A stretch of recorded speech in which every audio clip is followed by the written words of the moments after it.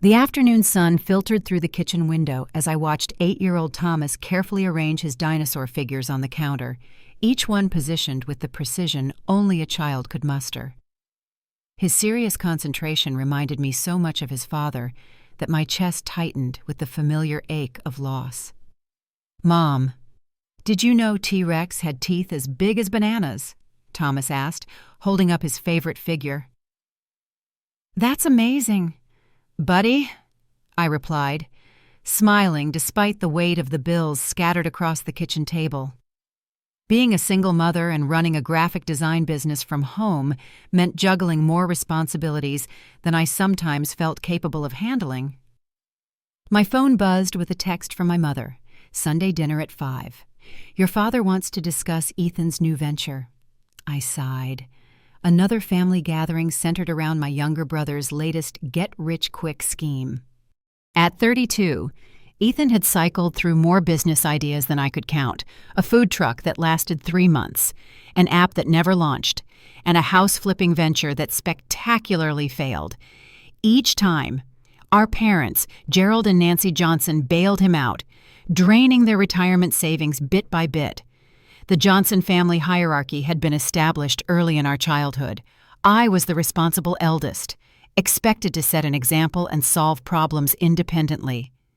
Ethan was the golden child who could do no wrong, whose failures were met with understanding and financial support, while my achievements were simply expected. When Ethan crashed his bike, he got a newer, better one. I had complained to my mother once as a teenager. "When I got straight A's, you said it was expected. Miranda, you need to understand that your brother needs more encouragement." She had replied, "He's sensitive. You're naturally strong." That natural strength became my identity by default. While other teenagers rebelled, I worked part-time jobs and saved for college. I earned a scholarship to study graphic design, built a successful business, and married Robert Anderson, a kind architect who became the supportive partner my family never was. When Robert died in a construction accident 2 years ago, I thought grief might destroy me. But Thomas needed me. So I pushed through the pain, working twice as hard to maintain our business while being both mother and father to our son. My parents offered minimal support after Robert's death, occasional babysitting and obligatory holiday invitations, while focusing most of their energy and resources on Ethan's latest ventures. I maintained a strained relationship with them for Thomas's sake. He deserved to know his grandparents, even if their love came with conditions I couldn't quite articulate. "Are we going to Grandma and Grandpa's tonight?" Thomas asked, looking up from his dinosaurs. "Yes, sweetheart." "Uncle Ethan will be there too." Thomas nodded solemnly. Even at 8, he seemed to sense the undercurrents of tension that ran through our family gatherings like electrical wires beneath the surface. Tuesday afternoon brought an unexpected visitor. Ethan arrived at my home office wearing designer clothes I knew he couldn't afford, his smile too bright and his energy manic in a way that immediately set off warning bells.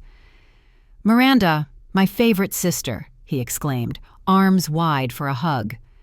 "I'm your only sister, Ethan." I pointed out, leading him to the kitchen.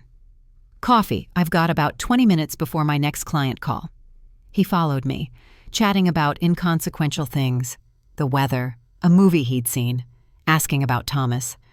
But I could sense the familiar build-up to something bigger. Ethan never visited without wanting something. "So," he finally said, settling at my kitchen island with his coffee, "I've got an amazing opportunity I wanted to share with you first before I take it to my usual investors." I raised an eyebrow. "Usual investors? You mean Mom and Dad?" He waved dismissively. "This is different. This is guaranteed success. Have you heard of blockchain technology? It's revolutionizing everything." For the next 15 minutes, Ethan outlined what he called a once-in-a-lifetime opportunity to invest in TechFlow Solutions, a revolutionary blockchain startup that would streamline supply chain management for major corporations. According to him, the company had partnerships with Fortune 500 companies and was preparing for an IPO that would make early investors rich. "I just need some startup capital," he explained, sliding his phone across the counter to show me a professional-looking website with impressive charts and testimonials. "30,000 should do it." "It's not a gift. It's an investment. I'll pay you back with interest in 8 months." "60,000. Guaranteed." I nearly choked on my coffee. $30,000, Ethan, that's insane." "It's an investment, not a gift," he insisted, his tone shifting from enthusiastic to defensive. "The window closes in 48 hours. After that, the price doubles." "And if it fails like your other ventures?" His face darkened. "It won't fail. I've done my research. These guys are legitimate, and they're only taking a limited number of investors." That evening, after Ethan left with promises to send me more information, I did my own research. What I found confirmed my suspicions. TechFlow Solutions had all the hallmarks of a potential scam, a website created only 3 months ago, anonymous founders hiding behind stock photos, and promises of returns that defied market logic.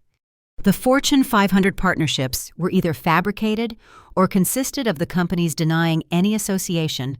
When I called their customer service lines the next day, Ethan called repeatedly until I answered. "So, are you in?" he asked, bypassing any greeting. "I'm sorry, Ethan, but I can't loan you that kind of money," I said firmly.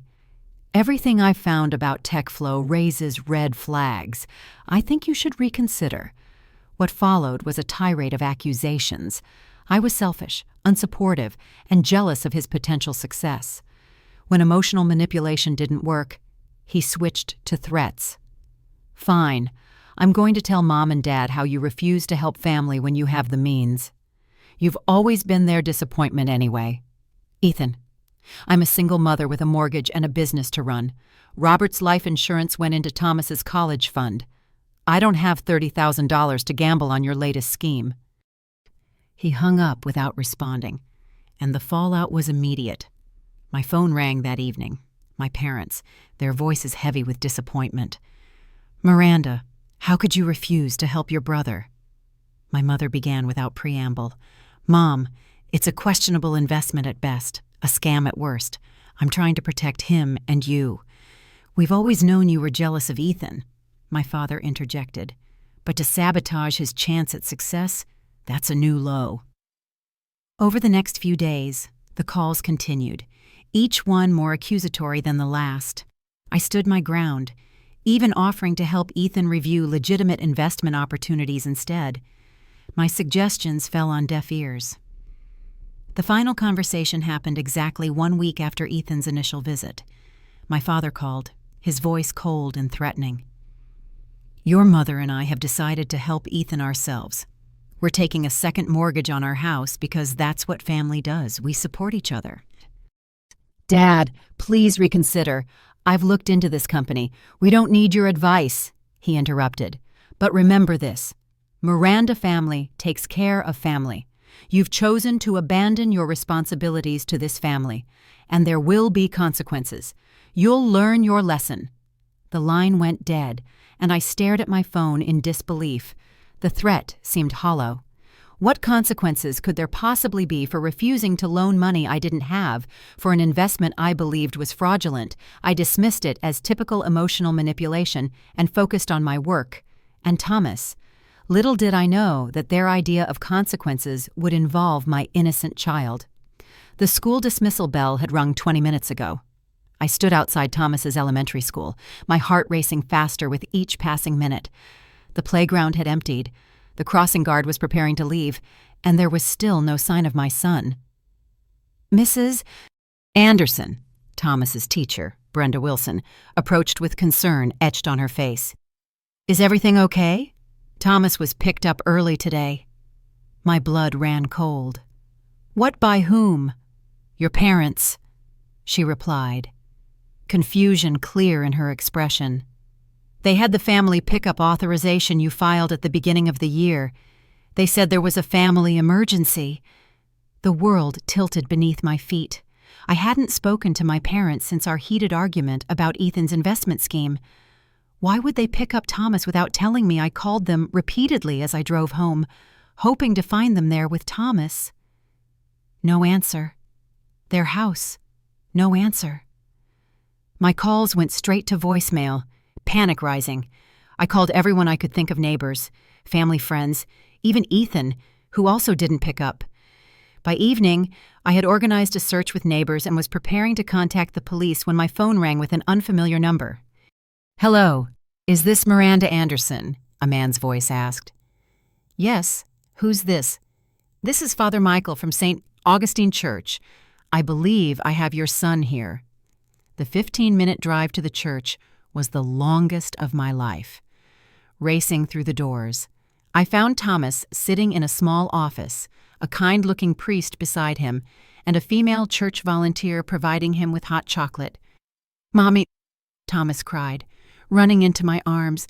I held him tight, tears streaming down my face. "Are you hurt? Are you okay?" "I'm okay," he whispered. "But Grandma and Grandpa said you didn't want me anymore. They said you chose money over family, and that I had to stay here until you learned your lesson." Father Michael gently explained that my parents had left Thomas at the church steps with a backpack containing a change of clothes and a note explaining he was temporarily in need of shelter while his mother sorted out her priorities. The police arrived shortly after, taking statements from all of us. Officer Diana Murray was especially gentle with Thomas, but her eyes hardened when I explained the background situation. "So they essentially kidnapped your son from school and abandoned him at a church as retaliation for not giving your brother money," she clarified, her pen pausing over her notepad. When she put it that way, the reality of what my parents had done hit me full force. It wasn't just a family disagreement anymore. It was a criminal act involving an innocent child. That night, after the police left with promises to follow up, Thomas and I sat in his bed, surrounded by his favorite stuffed animals. He seemed physically fine, but confused and shaken. "Mommy, why did Grandma and Grandpa leave me? Did I do something wrong?" "No, baby, absolutely not," I assured him, stroking his hair. "Grandma and Grandpa made a very, very bad choice. They're confused about some grown-up things, but none of this is your fault." Despite my reassurances, Thomas woke screaming 3 times that night, terrified of being abandoned again. I lay beside him, my anger growing with each nightmare. How dare they use my child as a pawn in their twisted game? The next morning brought a flurry of activity. I secured the services of family attorney Jennifer Walsh and scheduled appointments for Thomas with Dr. Sarah Chen, a child psychologist recommended by the school counselor. "The good news is that Thomas was only separated from you for about 8 hours. Dr. Chen explained during our first consultation. "The trauma is significant, but manageable with proper support. Children are remarkably resilient when they feel safe and supported." The financial strain was immediate. Legal fees and therapy costs quickly depleted my emergency savings, but the emotional cost was even higher. Thomas became clingy and anxious, afraid to go to school or let me out of his sight. One unexpected bright spot emerged from the darkness. Thomas's school community rallied around us. His teacher organized a meal train, the principal implemented additional security measures for pickup, and parents I barely knew offered playdates and support. "Take care of your boy," my largest client wrote when I explained I needed flexible deadlines. "The work can wait." Meanwhile, calls and texts flooded in from extended family members, not with support, but with accusations. Somehow, my parents had spun a narrative in which I had refused to help the family in crisis, and they had merely been watching Thomas while I sorted myself out.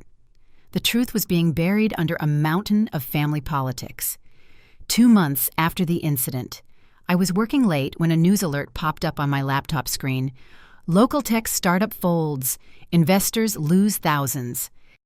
With trembling fingers, I clicked the link, already knowing what I would find. The article detailed how TechFlow Solutions had suddenly shuttered operations, leaving investors empty-handed. The company's website had disappeared overnight. Phone numbers were disconnected, and the founders had vanished. Several local families had lost their life savings, including retirement funds and college money. I immediately tried calling my parents, but they didn't answer.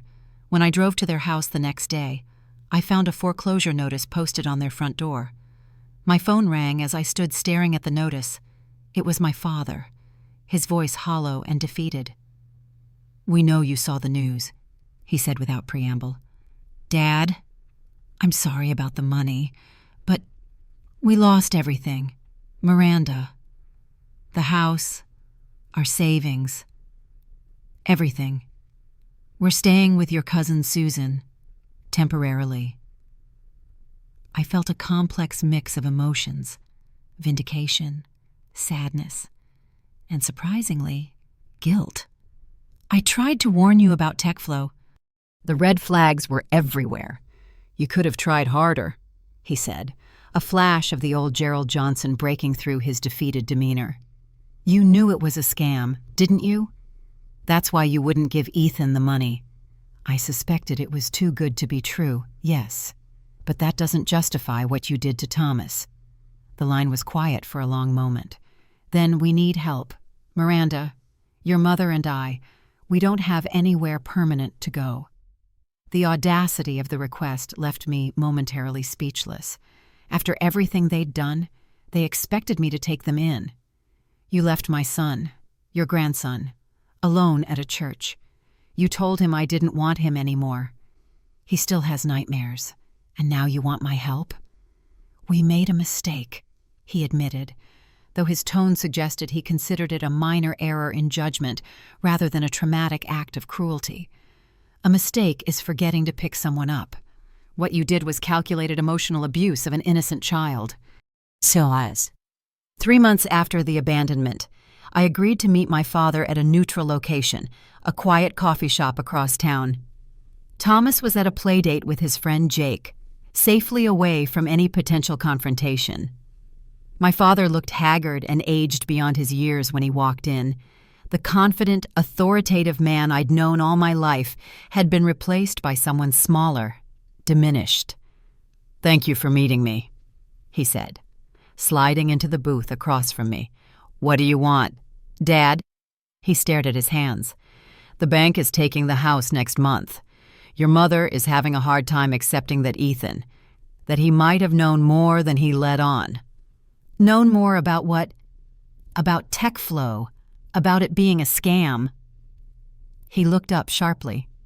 "You knew it was a scam, didn't you? That's why you wouldn't give him the money."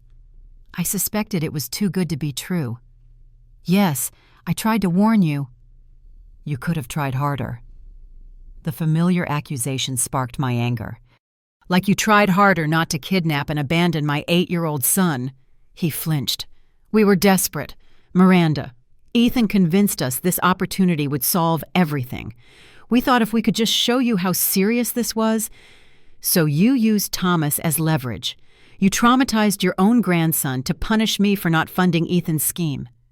We didn't think." "That's right. You didn't think. You acted out of anger and desperation, and Thomas paid the price." We sat in silence for several minutes. Finally, he spoke again. "What would it take for you to forgive us?" The question surprised me. I had expected demands, not requests. "I don't know if I can," I said honestly. "But if you want any relationship with Thomas in the future, there are conditions." I pulled out a piece of paper I'd prepared with Dr. Chen's guidance. "First, you and Mom need to attend family therapy sessions. Second, any contact with Thomas must be supervised until he feels comfortable. Third, you need to formally apologize to him. Not just say you're sorry, but acknowledge specifically what you did wrong and how it affected him." He studied the list. "And if we do all this, then maybe, eventually, we can rebuild some kind of relationship. But it will never be the same as before. Trust, once broken this badly, doesn't just magically repair itself." 4 months after the incident, Ethan appeared at my office door looking haggard and worn down. Gone were the designer clothes and manic energy. In their place was someone who looked genuinely defeated. "Miranda, can we talk?" I let him in, curious despite my anger. Thomas was at school, safely away from any family drama. "I know you probably hate me right now," he began, settling into the chair across from my desk. "I'm angry, yes, but mostly I'm confused. Help me understand how we got here." For the next hour, Ethan told me a story I hadn't expected. The gambling addiction that started in college and escalated with each failed business venture, the mounting debts to people who didn't accept late payments kindly, the desperation that made TechFlow's promises seem like a lifeline rather than a scam. "I knew it was probably too good to be true," he admitted, his voice barely above a whisper. "But I was in deep with some dangerous people, and I needed money fast. When TechFlow offered commission for bringing in new investors, I thought maybe I could recruit enough people to at least break even. So you lied to Mom and Dad about having inside information." He nodded miserably. "I told them I had connections, that this was a sure thing. I convinced them to mortgage the house because I thought if I could just get enough people invested, maybe some of us would actually make money before it collapsed." The revelation that Ethan had knowingly participated in the scam, even if reluctantly, was somehow both shocking and not surprising at all. "What about Thomas?" I asked. "Did you know they were planning to use him to get to me?" "No," he said quickly. "I had no idea they would do that. When I heard what happened, I was horrified. That's partly why I'm here, to try to make things right." "How?" "I'm checking myself into a gambling addiction program. 30 days inpatient, then outpatient therapy for 6 months. I've already spoken to a lawyer about declaring bankruptcy and setting up payment plans for my debts." It was more responsibility than I'd ever seen Ethan take for his actions. "What do you want from me?" I asked. "Nothing," he said, surprising me. "I just wanted you to know that I'm trying to get my life together, and I wanted to apologize, not just for the money thing, but for all of it, for always being the problem child that Mom and Dad had to fix, for taking resources that should have gone to you or your education or Thomas." I studied my brother's face, looking for signs of manipulation, but found only genuine remorse. "I can't have you in my life right now, Ethan," I said finally. "Maybe not ever, but if you're serious about getting help, I support that. Thomas deserves an uncle who's healthy and present, not one who brings chaos wherever he goes." "I understand," he said, standing to leave. "For what it's worth, you were right about everything. You were always the smart one." 6 months after the incident, Thomas and I sat in Dr. Chen's office for what would be our final regular session.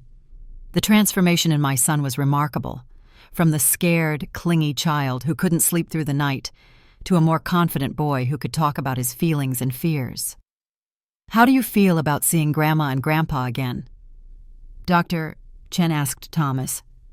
"Scared," he admitted, playing with a stress ball. "But maybe okay if Mom is there." "What makes you feel scared? That they might leave me again, or that they might still be mad at Mom?" Dr. Chen nodded thoughtfully. "Those are very reasonable fears." "Thomas, would it help if we met somewhere you feel safe first? We had been building toward this moment for months. My parents had completed 4 family therapy sessions and had written Thomas a letter of apology that Dr. Chen helped them craft. It was specific, acknowledged their actions, and didn't make excuses." "I think I want to try," Thomas said quietly, "but somewhere with lots of people around." We arranged to meet at a busy park the following weekend. My parents arrived looking nervous and uncertain, a far cry from the confident authority figures I'd known growing up. Thomas stayed close to my side but didn't hide behind me. "Hello, Thomas," my mother said softly, kneeling down to his level. "Thank you for agreeing to see us." "Hi, Grandma," he replied, his voice small but steady. "We want you to know how sorry we are for scaring you." my father added. "What we did was wrong, and it wasn't your fault." The visit lasted only 30 minutes, but it ended without tears or trauma. Thomas even accepted a small toy truck they'd brought him, though he didn't move away from my side. "How was that?" I asked him as we walked back to the car. "Okay," he said thoughtfully. "They seemed different, sadder.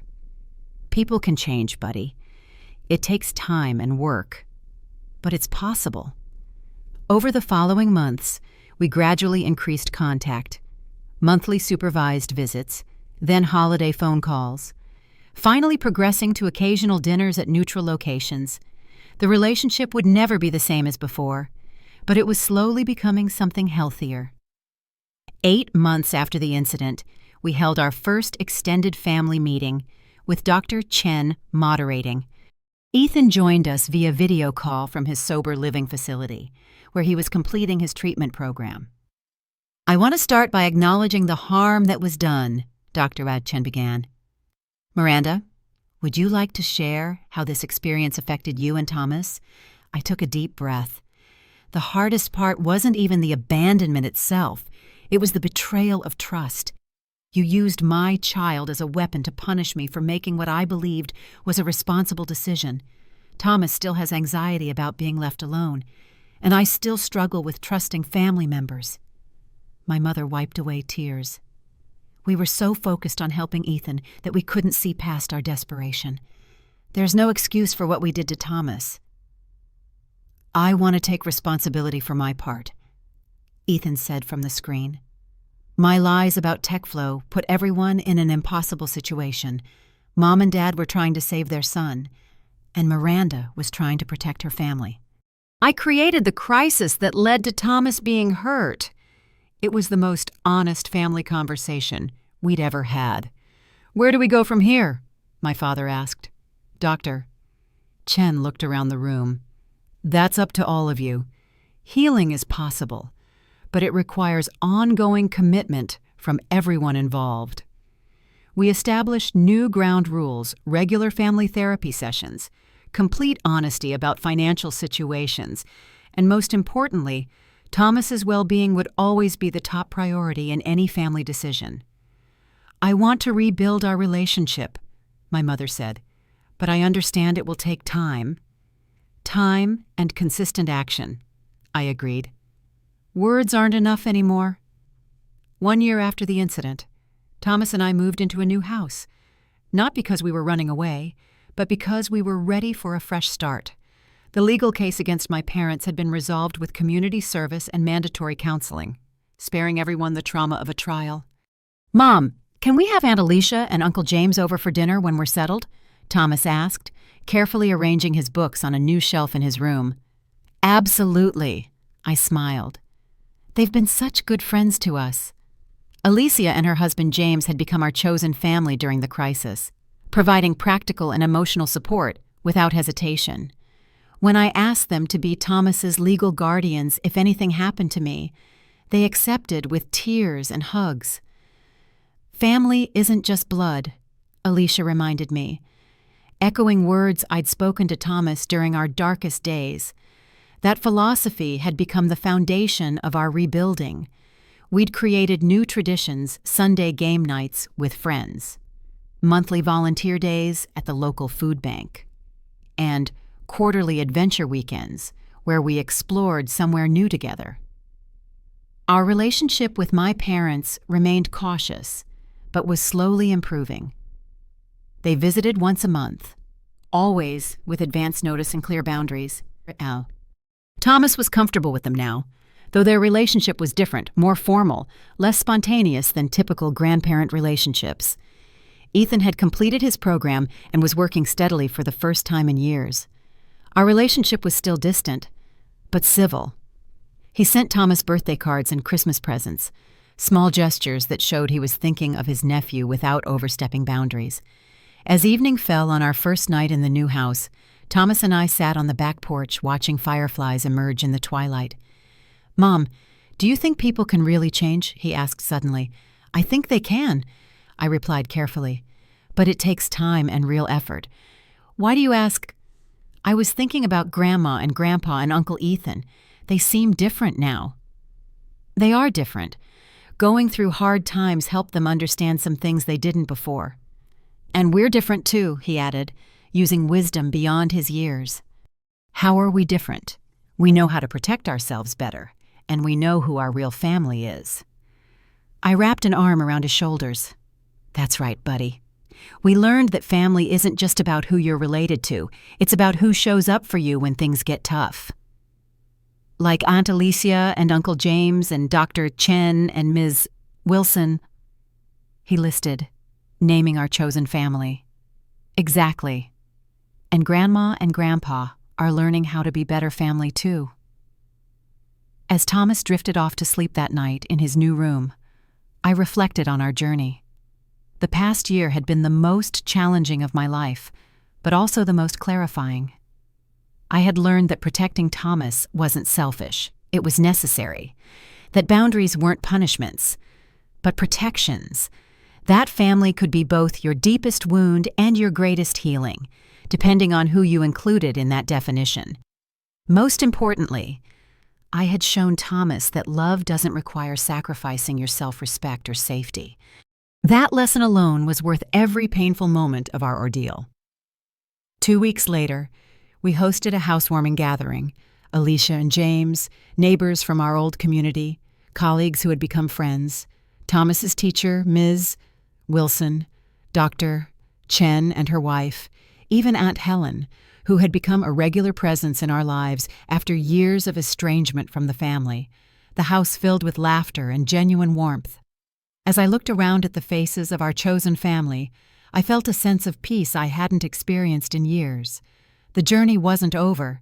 Healing rarely follows a neat timeline, but we were moving forward on our own terms, surrounded by people who truly had our best interests at heart. "Mom," Thomas said, tugging on my sleeve as the party wound down, "I drew a picture of our family." He handed me a colorful drawing that included not just him and me, but Alicia and James, Dr. Chen, his teacher, and yes, his grandparents too, all standing together under a rainbow. "This is beautiful, buddy. Tell me about it." "It's everyone who loves us," he explained simply. "Some people love us because they have to, and some people love us because they want to, but they all love us." As I tucked the drawing onto our refrigerator, I realized Thomas had understood something. It took me 35 years to learn true family protects each other, supports each other, and loves without conditions or manipulation. Sometimes you're born into that kind of family, and sometimes, like Thomas and me, you have to build it yourself. Looking at our life now, stable, peaceful, surrounded by genuine love and support, I knew we had made the right choices. Setting boundaries hadn't destroyed our family. It had saved it. And in the process, we had discovered what family really meant. The most powerful lesson in all of this was simple, sometimes creating boundaries isn't about cutting people off. It's about protecting what matters most. And what matters most is the people who love you for exactly who you are, not what you can do for them.